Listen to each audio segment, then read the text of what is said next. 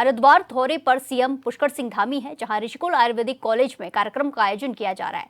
स्वर्णिम 70 वर्ष का समापन युवा कार्यकर्ता सम्मेलन भारतीय मजदूर संघ का कार्यक्रम किया जा रहा है, जहां सीएम धामी ने शिरकत की है। अपने कार्यकर्ता मैं स्वयं होकर के वहां उनको लेकर गया। शुरू से भारतीय मजदूर संघ ने कहा देश का औद्योगिकरण होना चाहिए, उद्योगों का श्रमिकीकरण होना चाहिए, श्रमिकों को राष्ट्रीयकरण राष्ट्रीय बनाना है, हमको स्वार्थी नहीं बनाना है। अपने पूज्य उदेशानंद जी का वाक्य ध्यान में आता है, अपने बैठकों में उन्होंने बोला स्वार्थ के लिए नहीं परमार्थ के लिए काम करो। यह भारतीय मजदूर संघ की दृष्टि है, दृष्टिकोण है। केवल वेज रिवीजन के लिए नहीं, अपना तनख्वाह बढ़ाने के लिए नहीं, चार्टर ऑफ डिमांड नहीं। ठेंगड़ी जी कहते थे यह हमारा बायो प्रोडक्ट है। देश के अंदर संगठन रहेगा तो ये अपने आप होगा। तो काम क्या है, उद्देश्य क्या है? उद्देश्य है परम वैभवम ने तुम्हें तस्वराष्ट्र, इस राष्ट्र को परम वैभव पर ले जाना है, सबको ले जाना है, किसान, मजदूर, विद्यार्थी, ये सबकी ड्यूटी है। इसलिए हमने कहा रेस्पॉन्सिव कोऑपरेशन। बड़ा आनंद का आता है। मैं राजस्थान गुजरात में था, भरूच में एक कपड़ा मिल के मालिक ने मुझसे कहा अनुपम जी यहां पर भारतीय मजदूर संघ की यूनियन बना दीजिए, नहीं तो सीटू के लोग आ जाएंगे। मैंने कहा सीटू के लोग, आप तो इसे बोले कि गब्बर सिंह आ जाएगा, डायलॉग है ना, नहीं तो गब्बर सिंह आ जाएगा। बोले हाँ ये जरूरी है। लोगों में एक परिवर्तन ध्यान में आ रहा है। जो परसेप्शन था ट्रेड यूनियन के बारे में कि न्यूसेंस वैल्यू है, तोड़फोड़ करने वाले लोग हैं, केवल आगजनी करना, चिमनी का धुआं बंद रहेगा। अरे धुआं बंद हो जाएगा तो कर्मचारी कहां जाएंगे? भारतीय मजदूर संघ ने कहा नहीं, हम रेस्पॉन्सिव कोऑपरेशन के आधार पर चलेंगे। एम्प्लॉयर और एम्प्लॉय के बीच में सहज सुसंवाद होना चाहिए, कॉम्पिटिटर नहीं है, हम एक दूसरे के पूरक हैं। इसलिए G20 के इस आयोजन में आपने देखा होगा लेबर 20 हुई। लेबर 20 की प्रेसिडेंसी भारतीय मजदूर संघ के अध्यक्ष श्री हिरणमय पंड्या जी ने किया और उन्होंने एक नारा दिया जो पूरे विश्व के सभी देशों को बड़ा भाया। उन्होंने कहा हमारा उद्योग परिवार है। उद्योग परिवार के कंसेप्ट पर हमको चलना है, तो हम बैठ करके रास्ता निकालेंगे। इसलिए आज के बदले हुए परिदृश्य में हमको विचार करना है कि हम एक दूसरे के पूरक हैं, सबकी ड्यूटीज है। हम ये नहीं चाहते कि हमारे कार्यकर्ता निखट्टू बने, सबको अपना काम 8 घंटे 10 घंटे जो भी मिला है पूरे तन्मयता से करना, तभी जाकर के भारतीय मजदूर संघ के कारण से ट्रेड यूनियन का परसेप्शन बदलेगा। और इसलिए यहां के भी एक यूनियन में ऐसी दशा आई थी, लोगों को लगता है अरे ट्रेड यूनियन की कोई अगर यूनियन बन गई तो हमारा उद्योग खतरे में पड़ जाए। ऐसा नहीं है, उस उद्योग का उत्पादन बढ़ जाएगा, उस उद्योग की क्वालिटी बढ़ जाएगी। इसलिए हम सब के जिम्मे एक बड़ी चुनौती है कि ट्रेड यूनियन के स्वरूप को, परसेप्शन को, चित्र को हम अब समाज के सामने कैसा रखेंगे। दुनिया बदल रही है, AI का जमाना आ रहा है, हमको विचार करना है कि हम किस रास्ते पर चलेंगे। हमारे प्रचार के, हमारे तमाम प्रकार के रास्ते बदल रहे, इसलिए हमारे को यहां पर ध्यान देना पड़ेगा कि वास्तव में आज ट्रेड यूनियन के परिदृश्य को हमको किस तरीके से कैसे आगे ले जाना है। अपने जो समान विचार परिवार के संगठन हैं उनके सामने आज एक चुनौती है, क्योंकि परम पूजनीय सर संघचालक जी बोलते हैं आपके जो गले में भगवा रंग का पट्टा पड़ा हुआ है, पता नहीं इन्होंने जानबूझ के डाला कि धोखे में आ गया आपके गले। ये भगवाधारी, यही परसेप्शन है हमारा। और भगवाधारियों के लिए अब पूरी दुनिया, कल हमारा योग दिवस था, माननीय प्रधानमंत्री जी ने कैसा इंजेक्ट किया है। हर एक व्यक्ति अपने घर में, अपने पार्क में, अपने बगीचे में, हर एक संस्था, हर एक जितने भी चीजें, हर जगह योग हुआ। अब जो है समाज, देश, राष्ट्र, विश्व हमारी ओर निहार रहा है, जिसको ठेंगड़ी जी कहते थे थर्ड वे, तीसरा विकल्प, पूंजीवाद, साम्यवाद, ये औंधे मुंह गिर गया। आप देख रहे हैं समान संप्रदाय, समान विचार के देश एक दूसरे पर आक्रमण कर रहे हैं। कौन सा विचार दुनिया को शांति देगा? फिर से तो ये तस्वीरें आपको हरिद्वार से दिखाई जा रही थी, जहां ऋषिकुल आयुर्वेदिक कॉलेज में कार्यक्रम का आयोजन किया गया था, जिसमें सीएम पुष्कर सिंह धामी ने भी शिरकत की है। ये तस्वीरें आपको हरिद्वार से दिखाई जा रही हैं, जहां सीएम धामी ने कार्यक्रम का शुभारंभ किया। इसी के साथ हरिद्वार दौरे पर सीएम धामी रहे, जहां ऋषिकुल आयुर्वेदिक कॉलेज में ये कार्यक्रम का आयोजन किया गया था, जिसमें स्वर्णिम 70 वर्ष का समापन किया गया। ये तस्वीरें आपको दिखाई जा रही है। युवा कार्यकर्ता सम्मेलन भारतीय मजदूर संघ का ये कार्यक्रम रखा गया, जिसमें 70 वर्ष के समापन के तौर पर इस कार्यक्रम को रखा गया था। इसी के साथ खबरों में आगे बढ़ते हैं। बीजेपी के चिल्लूपारा से विधायक राजेश त्रिपाठी ने सपा राष्ट्रीय सचिव और पूर्व विधायक विनय शंकर तिवारी पर कई आरोप लगाए हैं। उन्होंने कहा कि विनय तिवारी ईडी और सीबीआई से अभी तक बरी नहीं हुए हैं, बल्कि वो मुचलके पर रिहा हुए हैं। राजेश त्रिपाठी ने कहा कि विनय तिवारी ईडी और सीबीआई की कार्रवाई में गिरफ्तार होकर जेल जा चुके हैं और हाल ही में बाहर आए हैं। विधायक ने यह भी आरोप लगाया कि विनय तिवारी के बड़े भाई, जो एक स्कूल के प्रबंधक हैं, वो भी कई बड़े घोटालों में लिप्त हैं। इनमें जमीन घोटाला, छात्रवृत्ति घोटाला, मकान निर्माण में भ्रष्टाचार समेत लगभग 12 प्रकार के आर्थिक अनियमितताएं शामिल हैं। वहीं त्रिपाठी ने दावा किया कि उन्होंने खुद राष्ट्रपति और प्रधानमंत्री को इस पूरे मामले की जानकारी देते हुए एक पत्र लिखा है, जिसके बाद इन घोटालों का पर्दाफाश संभव हो सका। उन्होंने मामले की निष्पक्ष जांच और दोषियों पर सख्त कार्रवाई की मांग की है। 2 उद्देश्य था। ओपन प्रेस मीट हमने किया है आम के साथ, खास बात उसका ऐसे ये है कि अपने मित्रों के साथ हम लोग पूरे भर पेट आज आम का त्यौहार जा रहा है, सीजन तो खाएंगे। दूसरा, यहाँ के जो समाजवादी पार्टी के राष्ट्रीय सचिव और चिल्लूपार के विधायक रहे विनय शंकर तिवारी, वो यहाँ पे जुलूस निकाले थे और ये कह रहे थे कि साहब हम बाइज्जत बरी हो गए।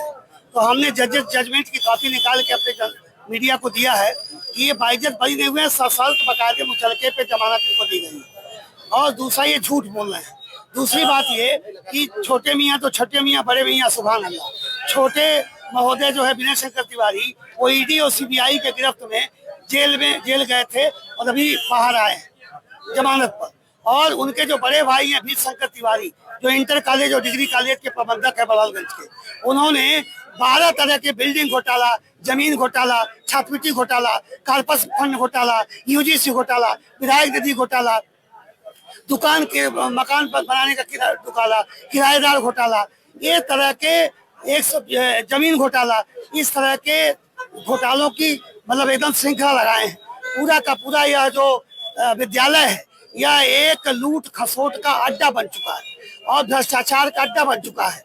एक राजनीतिक दल का केवल केंद्र है, पढ़ाई लिखाई नहीं होती, केवल लूटने के रोज नए नए हथकंडे अपनाए जाते हैं। इसी का खुलासा मैंने बकायदे किया। इसी के साथ खबरों में आगे बढ़ते हैं। महराजगंज के निचलौल सामुदायिक स्वास्थ्य केंद्र पर उस समय हड़कंप मच गया जब बीजेपी विधायक प्रेम सागर पटेल ने औचक निरीक्षण किया। जन औषधि केंद्र के लोकार्पण कार्यक्रम में पहुंचे विधायक ने सीएचसी में व्यापक अव्यवस्थाओं और डॉक्टर की प्राइवेट प्रैक्टिस पर नाराजगी जताई। वहीं सालों से डॉक्टर की ओर से सीएचसी परिसर में कब्जा जमाए जाने पर भी विधायक भड़क उठे। उन्होंने मुख्य चिकित्सा अधिकारी को कड़ी फटकार लगाते हुए जिलाधिकारी से अवैध अस्पतालों के खिलाफ कार्रवाई की मांग की है।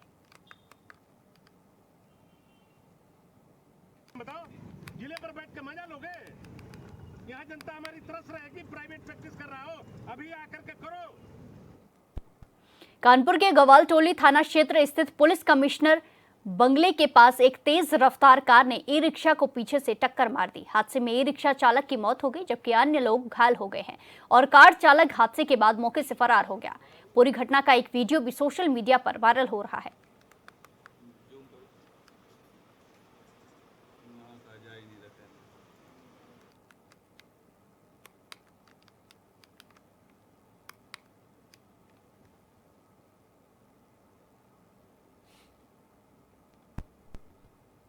कानपुर देहात के सिकंदरा तहसील में शनिवार को संपूर्ण समाधान दिवस का आयोजन किया गया। इस दौरान अफसर मोबाइल पर गेम खेलते नजर आए, जबकि डीएम लोगों की समस्याएं सुन रहे थे, जिसका विद्यालय निरीक्षक का मोबाइल पर कैंडी क्रश गेम खेलने का वीडियो भी सोशल मीडिया पर वायरल हो रहा है। वीडियो सामने आने के बाद अब कानपुर देहात जिलाधिकारी ने इस मामले में जांच कर कार्रवाई की बात कही है।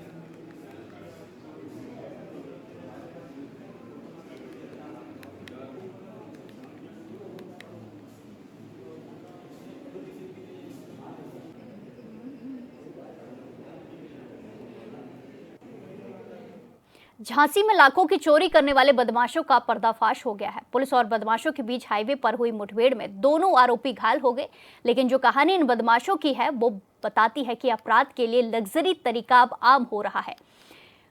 हुंडई की नई कार हाईवे पर फायरिंग और नंबर प्लेट बदलने की चालाकी। झांसी पुलिस की ये कामयाबी सिर्फ 2 चोरों की गिरफ्तारी नहीं, बल्कि संगठित अपराध की एक नई परत का खुलासा करती है।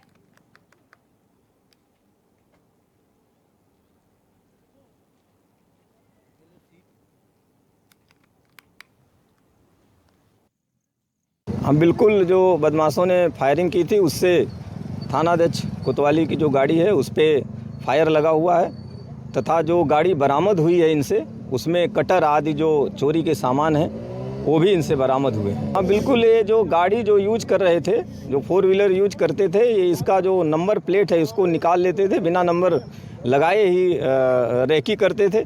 जो बंद मकान मिलता था उसमें ये लोग रात्रि में चोरी करते थे। अभी इनसे जानकारी नहीं हो पाई है, जैसा मैंने बताया कि इनके और भी साथी होंगे और घटना में भी और 1-2 साथी हैं जो इनके बारे में हम लोग पूछताछ करेंगे, और जो इनके द्वारा अन्य घटनाएं अन्य जनपदों में भी कही हैं और अपने यहाँ की गई हैं, तो इसके बारे में भी हम लोग जानकारी करेंगे, उस पर भी कार्रवाई की जाएगी। इसके बारे में अभी हम लोग डिटेल ले लेंगे, जैसा अभी बताया कि अभी घटना हुई है और पूछताछ करके और भी डिटेल हम लोग लेते रहेंगे, और जो भी आगे और एविडेंस मिलेंगे उसके आधार पर आगे भी कार्रवाई की जाएगी।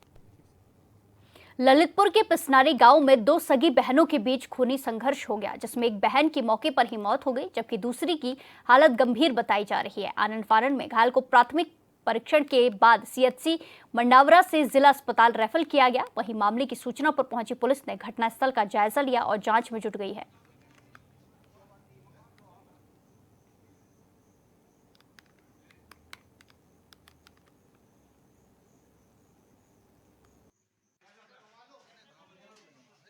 दोनों बहनें घर पर थी, मम्मी पापा इनकी मड़ौरा आए थे बैंक से पैसा निकालने। इसलिए मैं अचानक 1 बजे जानकारी लगी कि दोनों बच्ची आपस में झगड़ गई और मारा पीटी उन दोनों में हो गई। तो जब मम्मी ने हमारी, वो बुजुर्ग मम्मी है, वो गई होंगी भैंस बांधने के लिए, उनने सूचना दी कि बच्ची तो दोनों आंगन में डली। तो यहाँ से मड़ौरा से भाग के घर पहुँची तो देखा तो वहाँ पर बच्ची दोनों, फिर हमने पुलिस को सूचना दी, एम्बुलेंस बुलाई। तो क्या लगता है किसकी मौत हो गई? सिखा की बता रहे वो हॉस्पिटल में, और छोटी बहन की सीरियस है, रेफर कर दिया है। एक आई है शिखा, एक ब्रॉड डेड आई है जी, दूसरी नाम है मोनिका। उसकी अभी कुछ सांसें चल रही है, उसका इलाज कर दिया गया है, डिस्ट्रिक्ट हॉस्पिटल के लिए रेफर कर दिया गया है। उनके परिजन क्या बता रहे हैं आपको, किस तरह? उनके परिजन बता रहे हैं कि दोनों बहनें हैं, आपसी में झगड़ा हुआ है। झगड़े में एक एक्सपायर हुआ। एक एक्सपायर। घाव कैसे लग रहे हैं? घाव किस चीज़ के? जो कुल्हाड़ी के, इसको तो कुल्हाड़ी के यहाँ इसकी जो शिखा नाम है उसका ही गर्दन कर चुका है। आज ललितपुर में उस समय तहलका मच गया जब 2 सगी बहनों के बीच खूनी संघर्ष देखने को मिला है। जनपद ललितपुर के तहसील मड़ौरा अंतर्गत ग्राम पिसनारी का यह मामला है, जहां 2 बहनों के बीच खूनी संघर्ष देखने को मिला है। एक बहन ने दूसरी बहन पर कुल्हाड़ियों से वार किया, तो वहीं दूसरी बहन ने भी एक बहन पर कुल्हाड़ी से वार की, जिसमें बड़ी बहन जो मानसिक रूप से विक्षिप्त बताई जा रही है उसकी दर्दनाक मौत हो गई। वहीं एक छोटी बहन के लिए जिला अस्पताल रेफर कर दिया है। HNN न्यूज के लिए ललितपुर से संदीप मिश्रा की रिपोर्ट। इसी के साथ खबरों में आगे बढ़ते हैं। देवरिया के भटनी थाना क्षेत्र के शिशवा गांव निवासी छोटे लाल गौड़ का शव रेलवे ट्रैक के किनारे झाड़ियों में मिला। वो 18 जून को सब्जी खरीदने बाजार गए थे, लेकिन घर नहीं लौटे। परिजनों ने 21 जून को स्थानीय थाने में लापता युवक की शिकायत दर्ज कराई थी। 22 जून की सुबह ग्रामीणों ने शव को देखा और पुलिस को सूचना दे दी। पुलिस ने शव को कब्जे में लेकर पोस्टमार्टम के लिए भेज दिया है और आगे की जांच शुरू हो गई है।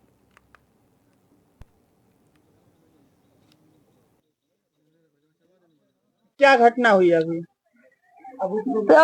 हमनी के गइल नहीं जा खोजनी है तो रेलवे स्टेशन पर लाश मिलल बा उनकर पटरी पर। कब से गायब थे ये? तो 18 तारीख के 5 बजे से। क्या करते थे ये मजदूरी करते थे, जौन काम लग जाए तौन काम कर दिए। शाम को कहाँ गए थे?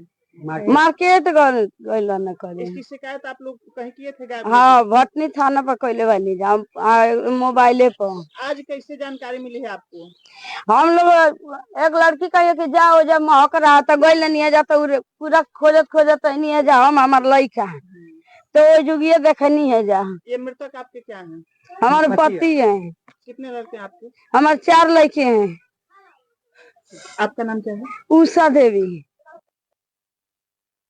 मैनपुरी में अंतर्राष्ट्रीय योग दिवस के अवसर पर उत्तर प्रदेश सरकार के कैबिनेट मंत्री ठाकुर जयवीर सिंह ने एक के बाद एक कई बड़े बयान दिए। उन्होंने कहा कि योग भारत की प्राचीन संस्कृति की अनमोल देन है और आज विश्व में भारत की पहचान योग के जरिए हो रही है। कानपुर में जिलाधिकारी और मुख्य विकास अधिकारी के बीच चल रहे विवाद पर उन्होंने कहा कि शासन इस पूरे मामले पर गंभीर है और दोनों अधिकारियों के खिलाफ जांच के बाद उचित कार्रवाई की जाएगी।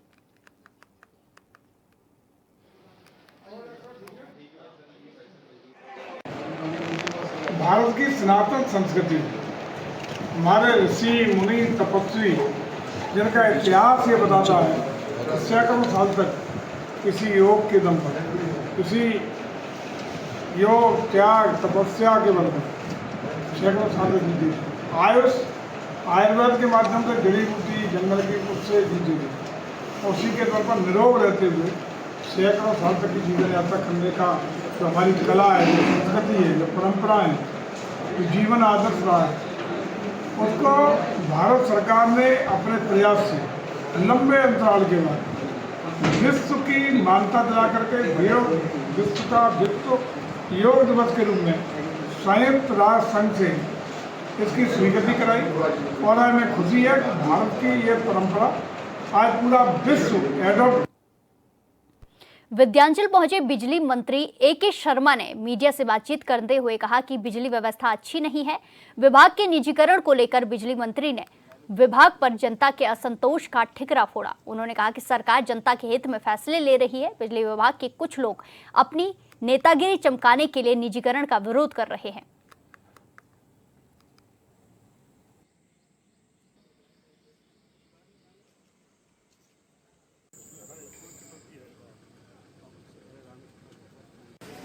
कि मेरे पर, मेरे परिवार पर असीम कृपा रही है। मैं अपने विद्यार्थी जीवन से जब प्रयाग विश्वविद्यालय में पढ़ता था तब भी और उसके भी पहले भी एक बालक के रूप में अपने माताजी पिताजी के साथ, अपने परिवार के साथ अनेकों बार माँ के चरणों में आने का सौभाग्य मिला है। राजनीति में आने के बाद भी मैं MLC बनने के साथ ही माननीय अध्यक्ष जी को याद होगा कि मैं दर्शन करने माँ का आया था। उसके बाद हमारे नगर पालिका के अध्यक्ष माननीय केसरी जी और यहाँ अनेक पंडित जी लोग हैं जिनसे हमारा पारिवारिक संबंध है। उन सबका प्रेम मिलता रहता है। माँ का आशीर्वाद लेने के लिए जब भी समय मिलता है तो मैं आता हूँ। एक बात देख करके बड़ी खुशी हो रही है कि माँ विंध्यवासिनी का धाम बहुत दिव्य और भव्य बन रहा है। उस प्रक्रिया में मैंने मिर्ज़ापुर के नगर पालिका के माननीय अध्यक्ष केसरी जी से कुछ सुझाव भी दिए हैं, कुछ उनकी भी कुछ इच्छाएं हैं, वो भी हमारी बातचीत हुई है। माँ विंध्यवासिनी का धाम और भी दिव्य और भव्य बने और उसमें जो भी हम लोगों का योगदान हो सकेगा हम करने के लिए तत्पर हैं।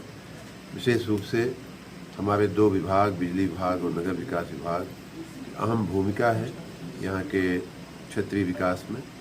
उस दृष्टि से भी काफ़ी कुछ। संभल में ऑपरेशन सिंदूर के अंतर्गत सिंदूर वाटिका बनाई गई है। डीएमएसपी ने सिंदूर पौधे का रोपण कर इसकी शुरुआत की है। मंत्रोच्चारण की गूंज और जयकारों के बीच ऑपरेशन सिंदूर के अंतर्गत डीएम डॉक्टर राजेंद्र पेंसिया एवं एसपी कृष्ण विश्नोई ने नगर पालिका परिषद संभल द्वारा बनाई गई सिंदूर वाटिका में सिंदूर पौधे का रोपण कर इसकी शुरुआत की है।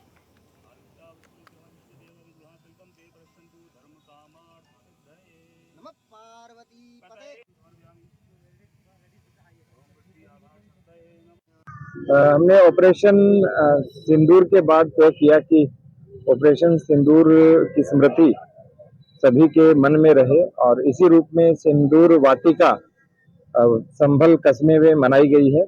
और इस सिंदूर वाटिका में कुल 108 सिंदूर के वृक्षों का वृक्षारोपण किया जाएगा।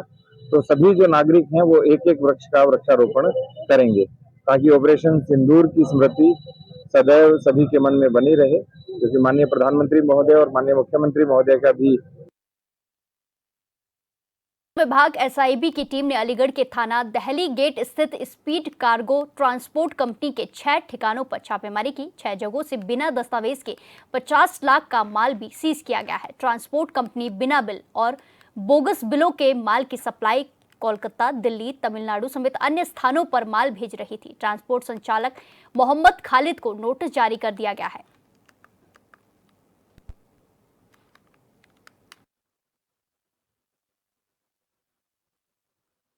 यहाँ पे हमारे को सूचना मिल रही थी कि एक ये ट्रांसपोर्टर है स्पीड कार्गो, ओनर इनके हैं खालिद।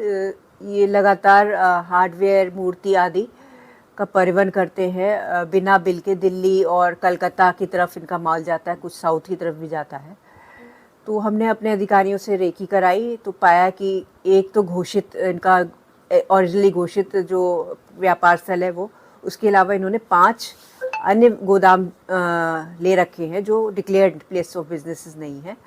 उन सब की रेकी करा के कल हमने इकट्ठी टीम गठित की, 35 अधिकारियों की टीमें गठित की गई और रेणु कुमारी JCSIB के नेतृत्व में एक साथ 6 स्थानों पर हमने कल शाम 7 बजे टीमें रवाना करते हुए रेड करवाई है SIB की। तो हमें टोटल लगभग 50 लाख का वहाँ पे अघोषित माल मिला है। अघोषित स्थान पर अघोषित माल मिला है जो अभी सीज कर लिया गया है, जिस पर आगे कार्रवाई की जाएगी। भारतीय प्रौद्योगिकी संस्थान कानपुर यानी कि IIT कानपुर 23 जून 2025 को अपने 58वें दीक्षांत समारोह का आयोजन करने जा रहा है। इस खास मौके पर रिजर्व बैंक ऑफ इंडिया के गवर्नर संजय मल्होत्रा मुख्य अतिथि के तौर पर शामिल होंगे। आपको बता दें कि संजय मल्होत्रा IIT कानपुर के ही पूर्व छात्र रहे हैं। उन्होंने साल 1989 में यहां से कंप्यूटर साइंस एंड इंजीनियरिंग में डिग्री हासिल की थी। इसके बाद देश विदेश में कई अहम पदों पर काम करते हुए वो दिसंबर 2024 में RBI के गवर्नर बने।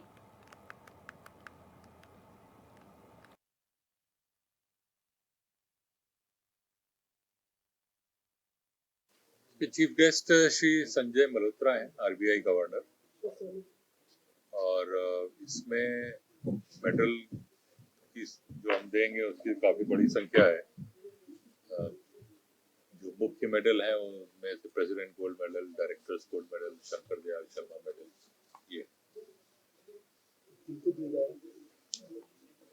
ये प्रेसिडेंट गोल्ड मेडल पूरी इनकी लिस्ट तैयार हो गई है सारे मेडल विनर्स की, जो कि कल बोर्ड ऑफ गवर्नर द्वारा अप्रूव होगी। जो हम लिस्ट लेके जा रहे हैं बोर्ड ऑफ गवर्नर्स की मीटिंग में, उसमें प्रेसिडेंट गोल्ड मेडल के लिए तालिन गुप्ता, डायरेक्टर्स गोल्ड मेडल के लिए 2 नाम है, कैलाश तलाती और ध्रुव मिश्रा। शंकर दयाल। इस बुलेटिन में फिलहाल के लिए इतना ही। बाकी तमाम खबरों के लिए देखते रहिए HNN 24/7। नमस्कार।